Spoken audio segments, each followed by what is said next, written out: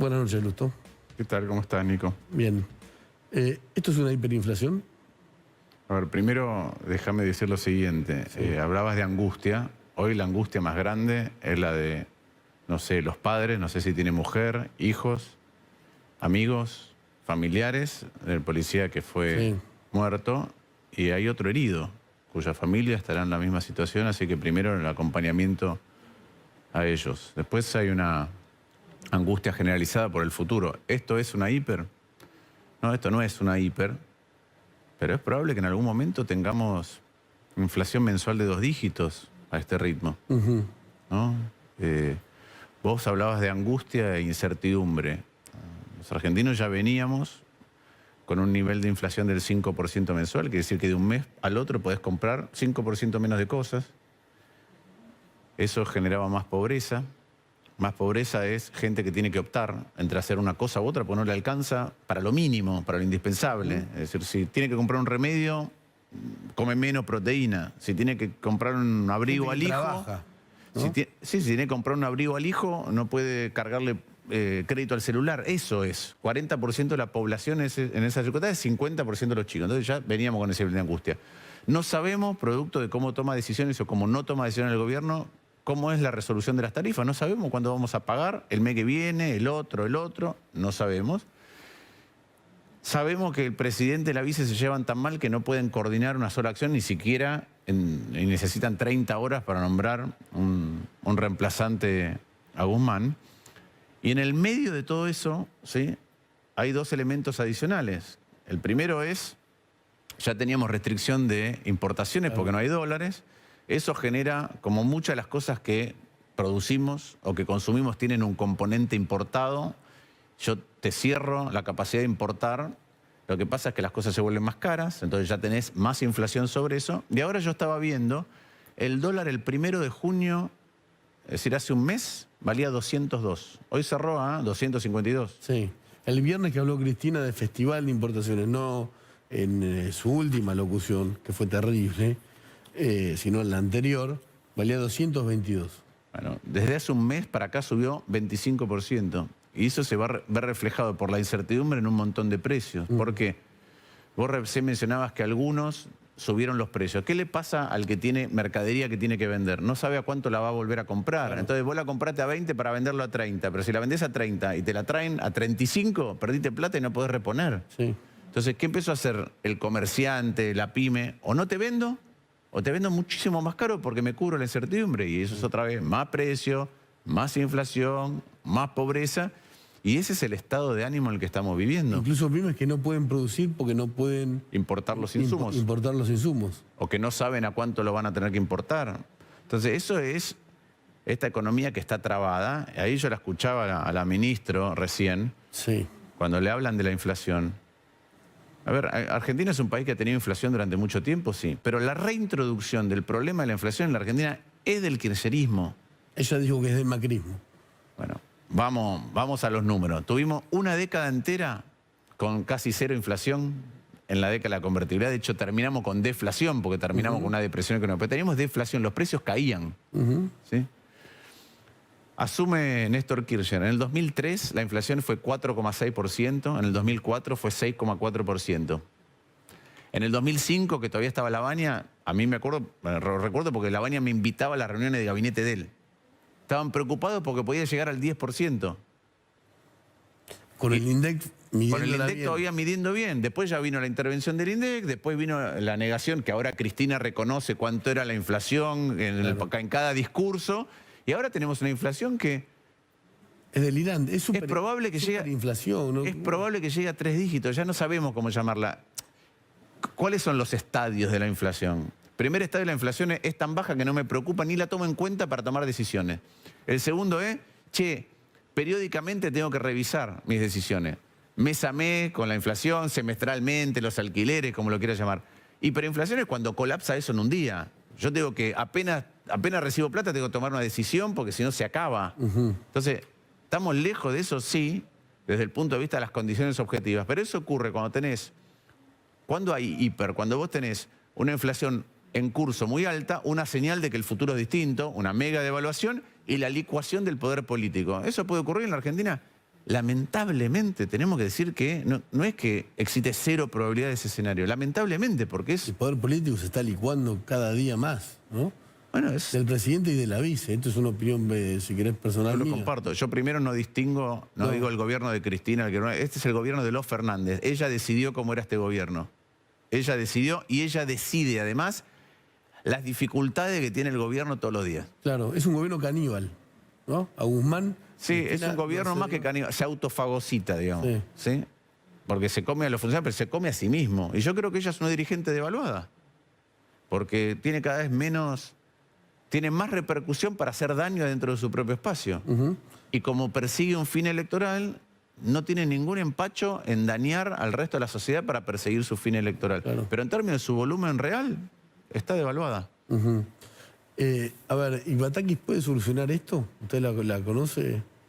Yo la conozco muy poco a Batakis. Batakis es una funcionaria de carrera del Estado que tiene oficio de manejar la parte de Hacienda, es decir, el gasto público. Pero acá me parece que la pregunta que nos tenemos que hacer cuando vemos el proceso de reemplazo de Guzmán es, primero, hasta ahora el gobierno venía, y a veces con loa, venimos creciendo mucho, tenemos un ministro extraordinario y después eso mutó. Pero la pregunta es, ¿el gobierno sigue tocando la misma, le va a proponer a la sociedad la misma canción con respecto a la economía? Entonces, si es la misma canción, ¿por qué se fue Guzmán? Entonces, la primero que pensamos es, no es la misma canción. ¿Tiene clara cuál es la canción que le quiere proponer a la sociedad? Y la verdad que pareciera que no, porque si yo tengo clara la canción, entonces no es un día es Álvarez Agis, otro día es Lavagna, otro día Batakis. Entonces, es evidente que vamos a otro tipo de música en materia económica. A ver. Y a mí me parece que por un lado siguen existiendo las restricciones objetivas con las que lidiaba Guzmán y por otro lado el cambio implica que hay una parte del kirchnerismo que hoy se vio en la Cámara de Diputados, yo estaba viendo el debate, el bloque nuestro, que ya están reclamando aumento de gasto en algunos rubros específicos que son los votantes del Frente de Todos o gran parte de esos votantes, de la misma manera que lo hicieron para entre las PASO y las generales y que es parte del proceso de aumento de la inflación que vivimos cuando cambiamos de régimen. El plan Platita 2. Entonces yo que veo, objetivamente veo esto, yo creo que el kirchnerismo se contó a sí mismo un relato. ¿Cuál es el relato?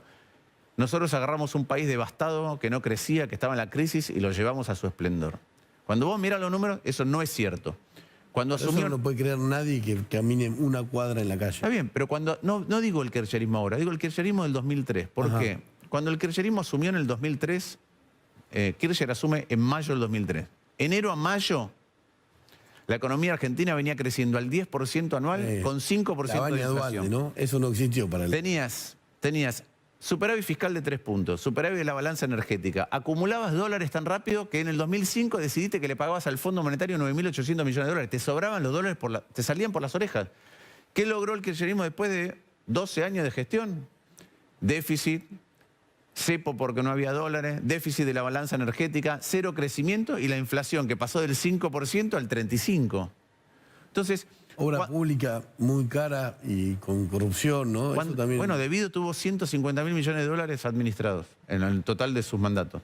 Pero además de eso, al principio la economía rebotó desde mayo del 2002 hasta octubre del 2005. Después vino la soja. Cuando se te acabó la soja, manoteaste las AFJP. Cuando manoteaste las AFJP ya no sabías cómo seguir gastando y entonces la economía se estancó. Entonces vos tuviste unas condiciones excepcionales que te las fuiste comiendo. La pregunta es, ¿este gobierno, el kirchnerismo, sabe administrar situaciones difíciles de la economía y sacarlas? No lo hizo nunca. Y en mi opinión no lo va a hacer ahora. Entonces yo creo que eso... Perdón, Larroque, tal vez sabiendo lo que iba a pasar, dijo, se terminó la era de la moderación. Bueno, lo que pasa es que la era de el kirchnerismo ya tuvo una era de no moderación cuando tenía plata, que la gastó mal. Yo digo, el kirchnerismo creció. Al principio creció con crecimiento genuino. Es decir, Argentina se rompe la pierna, es como tenés una lesión en el año 2001, 2002 y te recuperás con crecimiento genuino, ¿sí? Después ya vino la soja, que es, conseguí las hormonas que le daban a Messi. Cuando se te acabaron esas, conseguí un médico que me dice que son parecidas, pero no tienen el sello de ANMAT, dáselas igual. Y después ya era un falso médico. Antes lo veíamos a Moreno. Sí. Bueno, eso era brujería. Digo, ¿Brujería? no, digo, la verdad que no es medicina, ¿no? Es a la medicina lo que... esa es la economía, lo que la brujería, la medicina. Y vos tenías razón en algo que es el estado de ánimo de la sociedad que le tenía miedo. Entonces, pánico. Hay una escena que hacemos en un documental. Habla de nosotros. Yo siempre dije que en Uruguay Moreno no hubiera durado nada, en Brasil no hubiera durado nada, en Chile no hubiera durado nada. Hay una escena que hicimos en un documental donde se ve a Moreno gritando a todos hombres y una mujer levanta la mano. Él le dice que si lo vuelve a hacer, la va a echar y la echa. Y esa señora se va sola. Y había 100 personas, hombres, que no le dicen nada. Bueno. Nada. Nada. Usted convivió con Moreno, ¿no? Sí, yo tuve peleas públicas. Entonces, pero es cierto que muchos se callaban en ese momento y hoy nos parece patético, nos parece ridículo, no lo podemos creer. Ustedes decían, parece un programa cómico. Bueno, pero eso pasó y se toleró. Y hay veces que en la sociedad argentina vamos corriendo los umbrales de la tolerancia y bueno, y caemos en estas cosas. Yo hoy tuve una reunión con 30 docentes. ¿Cómo puede ser que gastemos en un montón de boludeces en Argentina y después tenemos los policías que no están bien pertrechados, que no tienen entrenamiento durante el tiempo suficiente, que no tienen combustible para los móviles, o los docentes? O sea, usted dice que la Argentina tiene plata y la gasta mal, la gasta mal. Y un docente, 25 años, pasan 30 pibes por año, está marcando el futuro de 750 chicos. Mi hermano es rector de un colegio, mi abuela era docente, era maestra normal. Mi tía lo mismo, todos en mi familia me da clase. ¿Marcás a futuro? La pregunta es, ¿le estás dando los instrumentos, los que necesita él para formarse o ella para formarse y los objetivos para...? Bueno, esa discusión no está y mientras tanto estamos gastando en un montón de otra cosa. El jueves, Cristina impone en el Senado que la discusión es la reforma de la Corte Suprema. 25 miembros. En este contexto. 25 miembros. Sí. Es una cosa absolutamente un dislate total. Acusando a una corte que tiene... 4. Sí, de los cuales 3 son del interior, de que no es una corte federal. Sí, en ningún lado la Constitución dice que tiene que ser federal. Pero es que, exactamente. Y además, exactamente. Ni siquiera, a ver, la pelea entre Kirchner y Alberto tal vez empiece el día 1 cuando Alberto Fernández propone a Daniel Rafecas como jefe de los fiscales. Todavía no, al Senado. Sí. Nunca se trató el pliego. Claro, y Cristina Kirchner, que tenía que presentar el pliego, que Rafecas se presente para impugnación, nunca lo movió. No solo eso, sino que lo que promovió es que la regla de elección del procurador fuera distinta. O sea, no sé si cree en la... Ella muchas veces dijo que no cree en la división de poderes, ¿no? Tal vez sea coherente Cristina Kirchner. Y nosotros estamos esperando algo que ella no va a hacer porque no lo cree, ¿no? Muchas veces dijo, esto de los 3 poderes es algo antiguo, es de Montesquieu, dijo, ¿no? Sí. Usted se cambiaría en la muela como en la Revolución Francesa, una cosa que también, un pensamiento que no es lógico.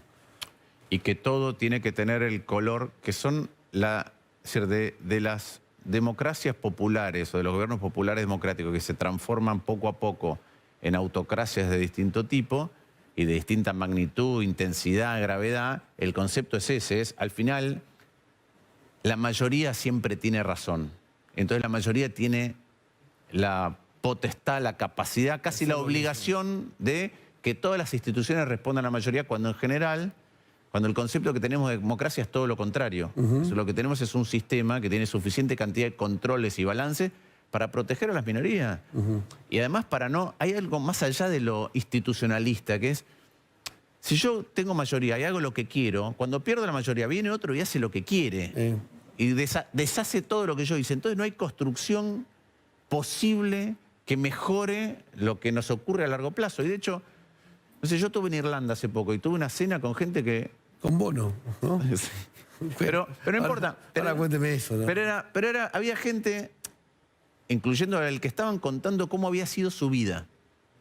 Y vos te das cuenta que era una vida donde decían, bueno, íbamos, transitábamos por Irlanda y por ahí nos paraban y no sabíamos si era el IRA o era la policía, si íbamos a terminar presos y nos... Bueno, eso lo veías en los individuos que habían prosperado individualmente, pero no un país que hoy tiene un ingreso por habitante 5 veces más alto que hace 50 años. Entonces, si algo le pasó a una sociedad de 4 millones de habitantes para transformarse en un polo donde hoy el 19% de las personas que vienen a Irlanda son gente que vino del exterior a ir a vivir ahí. Una super mini Argentina. Bueno, pero eso todavía es posible. El otro día... Cuénteme de Bono. ¿Cómo lo conoce a Bono? Una vez a un amigo mío irlandés, que es un economista, le llevé un proyecto global para hacer y me dijo que se lo teníamos que contar a Bono. Lo conocí. El cantante de YouTube, ¿no? Sí. ¿Y la vida que contó Bono en ese encuentro? ¿Cómo? ¿Qué contó Bono en ese encuentro? Muchas cosas porque estuve 8 horas. Pero... No se las acuerdan porque estaba... No, pero una es esa, es que un día lo pararon, iban con la banda cuando recién empezaban, no sabía quién lo había parado, y cuando lo pararon dijeron, no sabemos cómo termina esto, porque me para alguien que no sé si está impostando ser policía o no, justo lo reconoció uno de los chicos que estaba ahí, dijo, bueno, recién arrancaban. Pero de eso había un montón de gente que contaba, eso es un país que progresó. Y eso todavía se puede lograr porque ocurre todavía en un montón de lugares en la Argentina. Yo te cuento, estuvimos en la 1114, había una chica que contó, dijo los jóvenes villeros somos discriminados. Entonces no conseguimos los derechos que deberíamos, no accedemos a los derechos que tenemos. Me dijo, ¿yo qué hice? Yo me busqué afuera la posibilidad de hacer un intercambio, se fue a Armenia a hacer 2 años de secundario y después ahora había conseguido una beca para ir a un college en Chicago a estudiar Economía y Relaciones Internacionales. Dice, ¿sabes qué me hubiera gustado? Que no tenga yo que buscarme afuera la solución. Por el Estado que no funciona, nos perdemos, esa chica se llama Belén, nos perdemos un montón de Belén. Y lo mismo pasa, tuve un montón de reuniones con sectores productivos. Las empresas tienen la misma incertidumbre con respecto al futuro, pero están desendeudadas, están bien para producir. O sea, no estamos tan mal como parece. Si el contexto fuera un poco distinto, Argentina podría arrancar en otra dirección. Hoy hay una incertidumbre que es una animalada. ¿No? ¿Cómo pasó las 30 horas esta de...? Ya conociendo también, ¿no? Digamos, la panza de la ballena. Incrédulo. Incrédulo, porque... Primero porque es un gobierno, entre todas sus partes, todos los que lo componen, que decidieron hacer de un reemplazo de un ministro un reality, generando una angustia desbordante, mientras veíamos, nosotros sabemos, en distintos lugares, los mercados están cerrados, pero hay un montón de lugares donde uno se puede anticipar a cómo van a abrir. Y ya veíamos que en ese momento había exageración en cuanto varía el dólar cripto, veíamos el derrumbe potencial de los bonos. Y a mí esa parte me parece menos importante que el impacto cotidiano. Claro, el desánimo. ¿Cómo pega ese desánimo? Desesperación, desesperanza, frustración porque la historia se repite. Y yo creo que ahora lo único que cabe es acelerar el trabajo que nosotros en distintos ámbitos, nosotros en Evolución, en Juntos por el Cambio, estamos haciendo en términos de hacia dónde hay que caminar y cómo hay un marco de certidumbre que dure un tiempo lo suficientemente grande. Y eso requiere consensos mucho más amplios. Yo creo que es lo único hoy, desde nuestra perspectiva, pero lo único que puede anclar hacia dónde miramos o cómo miramos los argentinos hacia el futuro es ese trabajo. Para eso necesitarían que el gobierno los convoque, tal vez. Pero eso no va a pasar. Eso Alberto Fernández decidió, haciéndole caso a Cristina Fernández de Kirchner, cuando había un ámbito por la pandemia lo suficientemente interesante para interactuar, decidió un día, cuando tenía la policía bonaerense rodeando el Olivo, que le sacaba la plata a la ciudad. Y ahí rompió... Lo hizo Batakis. Sí, y lo defendió Batakis. Yo estuve en el debate en el Senado, lo defendió Batakis. ¿Y qué espera de la gestión de Batakis? ¿Yo qué espero? Sí.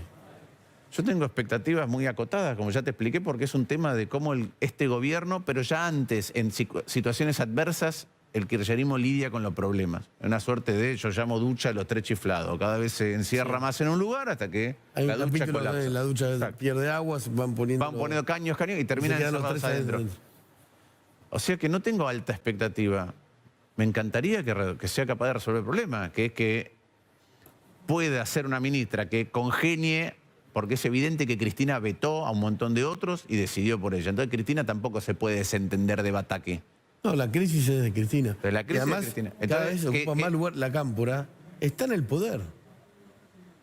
No es que la Cámpora no está en el poder. Y no hay gestión. Pero ¿no? claro. La Cámpora está en el PAMI, en el ANSES, en el Ministerio del Interior, con variables, ¿no? Tal vez haya lugares donde haya más gestión. En la provincia de Buenos Aires. En la provincia de Buenos Aires. En todo lo que tiene que ver con el espacio aéreo comercial, lo digo por el avión iraní, ¿no?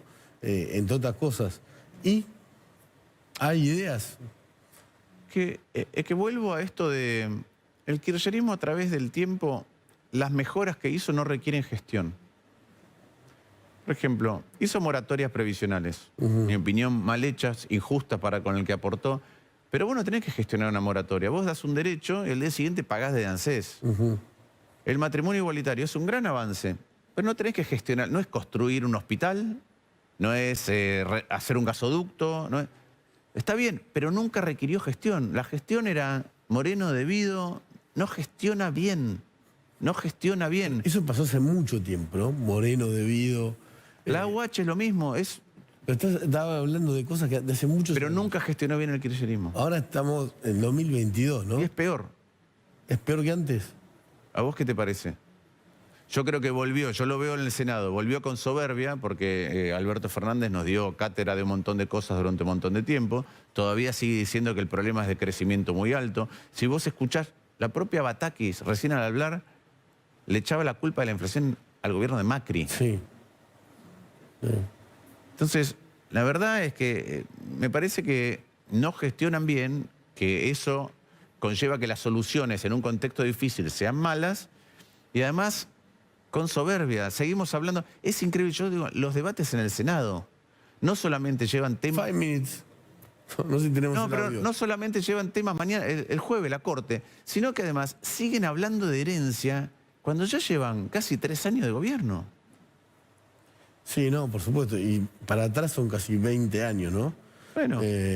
Hablando, por ejemplo, de esta autocracia o de Pero vos hablabas de la matanza. Sí. Es decir, hagamos las cuentas. Desde el 83 para acá, Alfonsín gobernó 6 años, ¿sí? De la Rúa 2, Macri 4, son 12. Sí. 12. La matanza siempre por el peronismo. 12, el año que viene van a ser 40 años de democracia. 12 de 40. Sí. En la provincia de Buenos Aires, 4 Armendáriz y 4 Vidal. O Sí. sea, de 40, 32. Y en La Matanza, 80. 40. 40 de peronismo, de San que Luis, recuperaron la 40. democracia. Quiere decir que gobernaron. Formosa, 40. Pero además gobernaron la nación, la provincia y La Matanza. Las 3 cosas juntas, la gobernaron 32 años. Perdón, 32 años, no 12, 28 años. Las 3 cosas. ¿Cómo cambió la vida de los matanceros? ¿Para bien? ¿En 28 años de nación, provincia y municipio? No. Lo mismo que la reforma de la Corte Suprema. Ahora, Yo creo que ni son que hablar. jueces... Es una cosa tan estrambótica. Sí, pero no es estrambótica en el siguiente sentido. Los jueces se nombran en el Senado. Sí. Entonces, el peronismo siempre tuvo control del Senado, por lo tanto, controla la negociación, controla el nombramiento de los jueces, de la Corte. Cuando vos perdés anclaje, pero decís, ¿sabés qué? Es una Corte de 25. Quiere decir que los gobernadores van a poner cada uno un juez de la Corte Suprema. Es decir, los distritos que hicieron cortes adictas. 2 ejemplos. Alberto Rodríguez A, los hermanos Rodríguez A, tuvieron que bajar a su candidato en la Corte Provincial hace un par de semanas, que era el vicegobernador. Bueno. El vicegobernador. En Santa Cruz está por asumir en la nueva Cámara Federal de Apelaciones de Piedrabuena un pariente de Máximo Kirchner, abogado de Cristina y ex cuñado de la mujer de Máximo Kirchner y entonces ex cuñado de la titular de la DGI, Virginia García. Va a ir a esa Cámara... Es partidizar y politizar el órgano supremo de administración de la justicia y el intérprete de cómo convivimos nosotros de acuerdo a la Constitución. Bueno, eso genera mayor deslegitimidad de una Corte, no más legitimidad. Ahora, después de las elecciones, ¿no era que el peronismo había perdido la mayoría en el Senado? No, el peronismo no tiene, el kirchnerismo duro no tiene mayoría propia, lo que pasa es que todavía copta gente. La compra. Bueno, negocia. Nosotros tuvimos un caso en el Senado cuando se debatió un tema impositivo, aumento impositivo, donde no reunieron el quórum a tiempo porque estaban negociando con una senadora hasta último momento a ver cómo era la ida y vuelta para ver qué le podían entregar para que bajara a votar. Y lo hizo tarde. Con lo cual era inválido. Pero fue así. Igual siguió. Bueno, ahí las normas no importan. Ahí estamos viendo la sesión anterior, ¿no? Donde hubo una pelea fuerte. Cristina Kirchner no podría hablar, ¿no? En las sesiones, según las normas. Cristina tiene que moderar el debate. Sí. No tiene que emitir opiniones. No tiene, a veces ella habla mientras nosotros hablamos para molestar o se ¿Qué ríe. dice? ¿Eh? ¿Qué dice? ¿Qué dice quién? Cuando ustedes están hablando y molesta. No, habla para los costados, pero últimamente la verdad es que Cristina no está en los debates. Ella viene, abre la sesión, se levanta y se va porque no quiere escuchar lo que está pasando, esa es la verdad. No quiere, porque yo muchas veces le he dicho cosas, no le gusta. No le gusta, no está acostumbrada a que nadie le diga nada en la cara, esa es la verdad. ¿Y cuando era ministro de Economía pasaba lo mismo? Sí, no le gusta que le digan las cosas en la cara. Y usted se las dijo. Sí. ¿Y? No le gustó. ¿Pero qué decía? ¿Se enojaba, gritaba o...? Yo creo que Cristina no entiende de economía. Creo que Cristina ¿Cómo lo debe tiene enojar escuchar eso? un conocimiento extremadamente superficial de un montón de cosas, entre ellas la economía. Pero se reunió con Melconian. Sí, no sé qué hablaron. ¿Eso le pareció bien o mal? ¿De parte de quién? De Melconian. A mí me parece que Melconian está en una fundación y tiene que entender cuáles son los márgenes de acción y no me parece reprochable. No representa un partido. Yo coincido, ¿no? Y yo creo que Cristina lo hizo para hacer lo que hizo el otro día. Lo hizo primero para decir que podía hablar con cualquiera menos con Guzmán y después para decir que Guzmán pensaba lo mismo. Ahora, pero entonces ella dijo, puedo reunirme con Melconian, puedo cambiar de opinión. ¿Por qué no se reúne con el presidente? Porque para mí lo que marcó ella al reunirse con Melconian es que podía hablar hasta con Melconian, que es quizá el referente más conocido de Macri en materia económica, pero no con Guzmán. Ni con el presidente. Bueno. Pero ¿cuántas veces prometió el presidente que en discursos públicos, cuando asumió, que ya se había peleado con Cristina y que él prometía que no se iban a pelear más? Sí, sí. Bueno, pudieron haber pasado cosas, pues eso era una convicción que tal vez cambió, ¿no? Pero eso también es por qué pensamos que iba a funcionar algo cuando uno... vuelvo a lo de Moreno, un montón de síntomas de que algo está en descomposición o que está mal. ¿Por qué persistimos en tratar de creer que está bien? ¿Desde la forma en que él fue elegido o cuánto tiempo no se habían hablado, las cosas que se habían dicho? Algo muy básico que es que una de las cosas que garantiza la democracia es que el que gana puede no ser el más capaz, puede no ser el que tiene mejores equipos, pero es el que la gente eligió, es el que tiene legitimidad. Este experimento que hizo Cristina... Ella misma dijo que no tenía legitimidad. Así es. ¿No? Alberto Fernández. Ahora, volviendo a la economía, se puede estar todavía peor. Con Batakis podríamos estar todavía peor. Lamentablemente, un gobierno que desconoce lo que Yo está... no quiero generar más angustia, No, más pero desanimamiento. no, pero a ver, las crisis... Me voy quedando sin voz. Las crisis en Argentina son la causa principal de la pobreza y la desigualdad. Argentina es un país que creció poco. En los últimos 50 años creció poco. Y además de crecer poco, tuvo muchas crisis. Y las crisis lo que hacen es aumentar la desigualdad, porque ¿quién es el que no está protegido en la crisis? El que no tiene capital financiero, dólares. El que no tiene sus cosas y al día siguiente la tiene que comprar más cara. Desde el alquiler hasta lo que quiera. El que no tiene, los economistas decimos capital humano. No tenés un trabajo en blanco, no tenés un nivel educativo muy alto. Entonces, el que se jode cuando hay crisis es el que no tiene ninguna de esas tres cosas. ¿Quiénes son? Los que menos tienen. Entonces, la historia del aumento de la desigualdad y la pobreza en la Argentina es la historia de las crisis. Argentina es un país que crece poco con crisis. Entonces, crece y tiene la misma torta que antes, pero la reparte peor. Se bajan 10 escalones, se suben 5. Entonces, las crisis son... Está eso del ideograma chino, ¿no? Crisis igual oportunidad. No, las crisis son una mierda. Y destrozan el tejido social. Está puteando bastante. No, pero yo puteo en general. No, antes no. En la tele tenés razón de que en la tele no lo hago. El otro día dijo, el gobierno emputece a la gente. Pero no es cierto. Hay un momento, es que hay un momento que también te calentás. Entonces las crisis, nosotros, si vos te parabas en el año 75, 76, en el 74 es cuando tenemos los primeros datos de pobreza. ¿Sí? Y le preguntabas a un periodista, le preguntabas a un analista político, le preguntabas a un economista, ¿cómo va a ser la Argentina en 50 años? Con 6% de pobreza, ¿qué te iba a decir? ¿Vamos a tener 40? ¿Entre los pibes va a ser 50? ¿La policía no va a tener nada para funcionar? ¿Los docentes no van a tener? Cuando venga la pandemia no vamos a saber cómo educar. Entonces, el futuro fue el pasado. No nos podemos... Sí, hay un libro sobre Putin, que se llama El pasado, el futuro es historia. Pero digo... Es más poético. Pero más allá de eso, hay un tema de acostumbramiento. Cuando nosotros decimos que el país tiene 40% de pobreza, quiere decir que tenemos dos países diferentes. Que a veces se conectan en algún lugar y entonces se produce o una protesta, un hecho de inseguridad o un reclamo. Pero son dos países que no se tocan. Y ese país lo hemos destrozado a través de las crisis económicas. Entonces... cuando uno ve que producto de la impericia acumulada volvés a caer en el riesgo de otra crisis económica, y da para calentarse. Porque lastima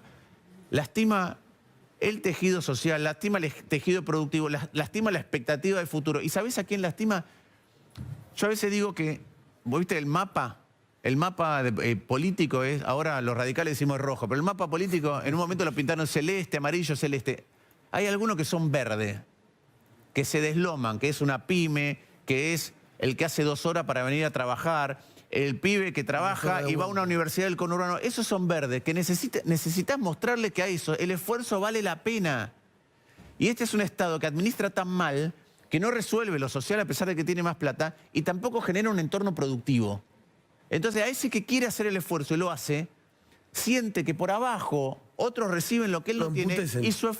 Y sí, es la verdad.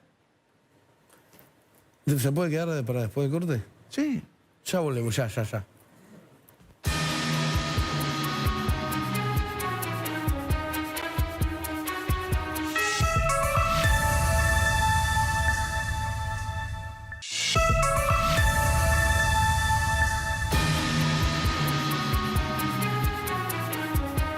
Seguimos con Martín Lustó, que estaba acá un poco enojado. Y es lógico, ¿no? El factor humano en la política juega. En todos lados juega el factor humano, sí. Sí. Alberto Fernández usted lo conoció. Sí. Y ahora, incluso se reunió, ¿no? En la Quinta de Olivos con él. Sí, al principio de la pandemia, sí. ¿Y ahora lo reconoce como cambió o cree que cambió, no? No, yo creo que la misma persona en un rol más difícil. Ajá. Cuando se reunió con él estaba... Hay muchos relatos, ¿no? De que está solo, de que no escucha. Mira, puedo contestarte un montón de cosas de eso, pero prefiero no contestarte. Ok. Porque yo sigo pensando que las reuniones privadas... Está bien. No, perfecto, sí, perfecto. Ahora, ¿y a Cristina Kirchner en el Senado cómo la ve? Conociéndola antes. La veo desinteresada en la agenda que necesitamos, totalmente desinteresada. La viendo impulsando batallas simbólicas en el pasado que tenían que ver con echarle la culpa al macrismo, ese tipo de cosas. Y, ¿desesperada? No sé si la veo desesperada, la veo inquieta, pero la veo inquieta por muchas cosas simultáneas. Es decir, la veo que ella sigue impulsando la agenda judicial. Sí. Y después, es decir, uno no puede ser parte de este gobierno y estar tranquilo. Es decir, porque estamos todos intranquilos, todos con angustia, pero además ellos tienen responsabilidad. Como dicen ellos, los eligieron para gobernar, los eligieron porque... Ahora, por las cosas malas no se va nadie, ¿no? Falta gasoil, ¿quién se va? Nadie. Pero que todos son los problemas... hablábamos de cómo gestiona el kirchnerismo. Es decir, vamos a otro lugar. Decime las obras públicas que hizo debido después de 10 años de gestión. Algún gasoducto, el que pasa por abajo del estrecho de Magallanes. 150.000 millones de dólares. Vive en Puerto Panal. Pero por eso todos se enriquecieron en el poder y se lo ve. Pero lo que te quiero decir es, no hay, con tanta plata como que hubo superávit, que había plata, que tuviste acceso a un montón, no hubo... Sí, no hay una superautopista de 4 manos. No hay un puente subfluvial, no hay una represa nueva, no, están todavía... No pasó. ¿Cuál es el chocón que hicieron? ¿Cuál es el túnel subfluvial de Santa Fe? No hay. No hay.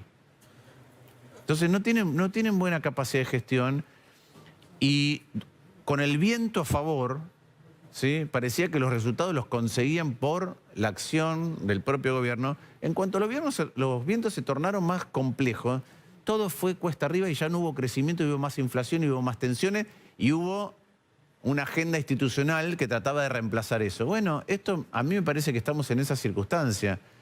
Y lamentablemente, como no hay diálogo, como el gobierno, el presidente no dialoga hacia adentro, pero tampoco dialoga hacia afuera, y nunca lo intentó, de verdad. Entonces, lo que tenemos es impotencia o frustración, es imposible contribuir. Sí. La única manera de brindar certidumbre es mostrar lo que vamos a hacer cuanto antes. Mucha gente dice, el gobierno es un desastre, suponíamos que iba a ser así, pero enfrente no hay nada. Yo no coincido con eso. Lo primero que digo es, enfrente hay un espacio político que no solo se mantuvo unido, sino que todas estas cosas que yo dije que Cristina hizo en el Senado no pasaron por diputados. Enfrente hay un espacio que ganó las elecciones generales, que ganó en la provincia de Buenos Aires, que ganó en un montón de lugares del país donde no se ganaba, que ahora emparejó mucho las cuentas también en el Senado, que tiene la posibilidad en el siguiente mandato o en la siguiente elección de sacarle por primera vez en la historia la hegemonía peronista en la Cámara de Senadores, que altera estos tipos de cosas institucionales que hablábamos y que además está trabajando muy intensamente. Lo digo, yo tengo una... Usted va a ser precandidato en la ciudad de Buenos Aires. Sí, pero nosotros en evolución, además de trabajar en la ciudad... Va a ser porque hay una intriga, ¿no? ¿Va a ser candidato de Juntos por el Cambio o solo del radicalismo? Juntos por el Cambio. Yo hace rato que vengo diciendo que Juntos por el Cambio es una mala metáfora en los tiempos de hoy, pero es el apellido paterno. Hoy podría ser el materno, porque uno puede ponerle a los hijos cualquier apellido, y el otro es el otro apellido. Y a veces uno se lleva mejor con unos primos que con otros. Yo a veces me llevo mejor con algunos radicales que con otros del PRO, y a veces me llevo mejor con algunos del PRO que con los propios radicales. Bueno, pero papá y mamá se pueden separar y capaz el radicalismo se va por... No, yo no lo veo así. Yo veo que el trabajo es... Nosotros hicimos un trabajo en evolución para que el radicalismo fuera mejor, más grande y mejor, para que Juntos por el Cambio fuera más grande y mejor. En evolución tenemos candidatos en un montón de lugares distintos, también vamos a tener en la ciudad de Buenos Aires, como vos lo dijiste, y además estamos trabajando. Yo te invito a vos, como he invitado a otros periodistas, porque a veces uno habla de estas cosas que son más preocupantes. Vengan a comer un día, vengan a tomar algo, vengan a tomar un café y les mostramos las cosas en las que estamos trabajando en la Fundación. En materia energética, hoy tuve una reunión en materia de transporte e infraestructura, obviamente en economía, acabo de venir de una reunión con 30 docentes sobre el tema docente, en salud, en relaciones exteriores, en innovación dentro del Estado. Y además los equipos están interactuando con otros equipos, entonces hay cosas que están pasando, así como pasan en la realidad, como todo es un bajón, pero vemos a Belén, que te contaba antes, empresas que dicen yo estoy para invertir si... Bueno... También está pasando dentro de la política y hay candidatos nuevos. En nuestro caso vino Facundo Manes, vino Lozada, para mí surgió uno de los mejores funcionarios, Maxi Puyaro en Santa Fe, está Tetaz, Pablo Servi en Neuquén, Flavio Fama. Ferrairo. Emma Ferrario. Sí, hay gente nueva. Lo veo Nacho Torres en Chubut, lo veo a Martín Berongaray, veo a Dania Tabela, que es vicerrectora de una universidad. Veo mucha gente nueva. Y eso es lo que nosotros quisimos que el radicalismo hiciera, se abriera, convocara a gente nueva y fuera mejor y más grande. Y creo que pasó. Y hay que seguir profundizándolo. Muchas gracias, Lustó. Gracias a vos.